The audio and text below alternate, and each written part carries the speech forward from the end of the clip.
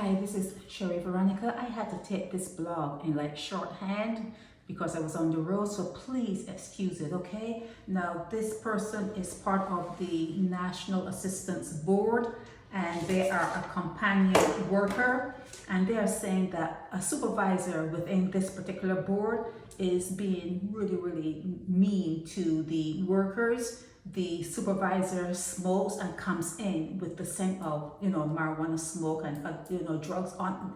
She comes in drenched in whatever she's partaking in while she's off the job. When she comes to the job to check on the workers, the scent is with her.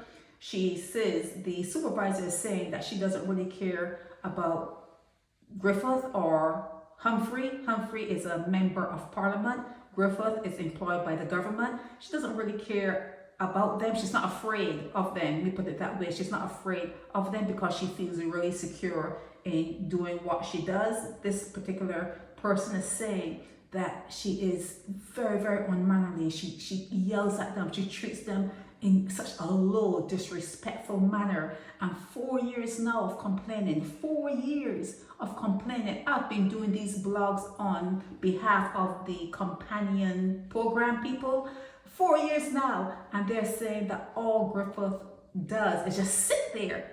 He just sits there and he does nothing. Nothing has improved. Now, before, when I got the blogs with the companion people complaining, it was money. It was a money issue. This one is not a money issue. This one is respect. This one is respect. And this one is saying that one of the supervisors for the St. Michael's Central and City of Bridgetown area, someone that would regulate that area, really disrespectful, very disrespectful to the workers, to the companion workers, and they don't need it. They can't take it. They've tried. They have tried complaining, going to whoever they're supposed to go to lodge a complaint. Nothing has happened. Nothing has happened. There's going to be I'm not going to say there's going to be a breaking point, because I don't know if Barbados has a breaking point. You find breaking points here in America in big cities, but why even go there? Why even try to get to that point? Why can't people be treated with respect? Why can't workers who show up for work be treated with respect? How hard is it to do that if they're showing up for work? And like I said, this person is not complaining about money, so that means they're getting paid. So why can't they be shown respect? And if the person that is supposed to be the supervisor and supposed to do a seamless type of job to, make sure that people are where they're supposed to be and whatever else, why does that person come in smelling of substance, weed and other substance? Why is that person so comfortable? What is Kirt Humphrey doing about that, or going to do about that? Is there any investigative mode that this should go into to investigate, to make sure that the supervisors are behaving in a way that is commensurate, that is good for the job and good for the program and good for the people who are working within the program and with the elderly? These people are taking care of the people who built up Barbados.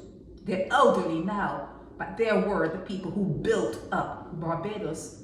Why is this area of management so hard to control and to have it streamlined? Why is it so hard? It should not be this hard. People are thinking that Griffith, who is he should be at retirement age. Why can't they find a younger person to take that spot? Someone who is getting out of the office and going around and making sure that the elderly are being taken care of the way the program is supposed to work. Why can't he be replaced, seeing he's a senior himself?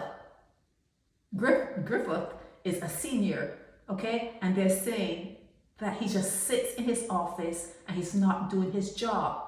Okay, he is not doing his job as the director of the National Assistance Board. Where can you go from here? What more can you do? Where can people, the companions, where do they go from here, and what more can they do? Please point them in the right direction. If they have to talk to the Attorney General, do they need to talk to Mia Mottley? Do they need to talk to Sandra Mason? Where do they go from here? Please tell us. This is Sherry Veronica. Help me spread the word about Naked Departure via social media. Subscribe and share to show support and love for our channels.